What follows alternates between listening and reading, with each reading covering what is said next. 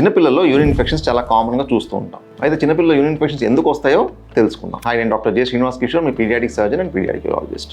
ఇంతకుముందు వీడియోలో మనం తెలుసుకున్నట్టు యూరిన్లో వచ్చే ఇన్ఫెక్షన్ మోషన్లో ఉన్న బ్యాక్టీరియా కాజ్ చేస్తుంది. అంటే మోషన్లో ఉన్న బ్యాక్టీరియా యూరిన్లో చేరి యూరినరీ ట్రాక్ట్ ఇన్ఫెక్షన్ కాజ్ చేస్తుంది. అందుకే మోషన్ ఎప్పటికప్పుడు క్లీన్ చేసుకోవాలి. మోషన్ సరిగ్గా క్లీన్ చేయకుండా మనకు యూరిన్ ఇన్ఫెక్షన్ వచ్చే అవకాశం పెరుగుతుంది. సేమ్ ప్రాబ్లం డైపర్స్లో కూడా చూస్తాం. డైపర్ వేసినప్పుడు కూడా యూజువల్గా మోషన్ వెళ్ళింది మనం కామన్గా చూసుకోకుండా డిలే చేస్తుంటాం క్లీనింగ్. అలా డిలే జరిగినప్పుడు కూడా యూరిన్ ఇన్ఫెక్షన్స్ వచ్చే అవకాశం ఉంటుంది. ఇది కాకుండా విత్ హోల్డింగ్ అంటాం. అంటే పిల్లలు కొన్నిసార్లు యూరిన్కి వెళ్లకుండా ఆపుకుంటూ ఉంటారు. కొన్నిసార్లు స్కూల్స్లో టాయిలెట్స్ క్లీన్గా లేవని, లేకపోతే ఏదో ఫోన్ చూసుకుంటూ బిజీగా ఉండి, లేకపోతే ఏదో ఆటల్లో బిజీగా ఉండి యూరిన్కి వెళ్ళడం చేయరు.